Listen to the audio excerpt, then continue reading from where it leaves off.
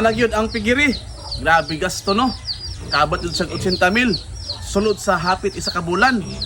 Niya, grabe ang gasto kay mahal kay mga materialis karon ug ang suhol ug pa-snack kay para mapaspas ang trabaho. So mao na siya ang resulta sa pagbuhat na kong tangkal.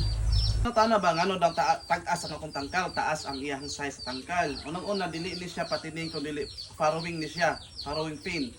Unya kani siya is gi-resize nako ang sulod sa tangkal nga igo ra masigo ang anay nga isa ka buok para pag anak niya dili magluhag. Tapos dili ako kung magasto og pin, kanang farrowing pin nga itangkal ang anay para safety daw na another pod bakal. Magasto na pud ko pa building na sab. Unya pod ang isa ka factors pod ani para dili magabat-abat ang anay para dili mo sa pikas. Unya ang isa pod para di pod sa libo. Kay once nga ang anay nanganak na nanay baktin, kung masalibuhan siya sa uwan, nga mabasa ang iyahang higdaanan sa baktin, posibilidad or magkatae-tae ang inyuhang baktin.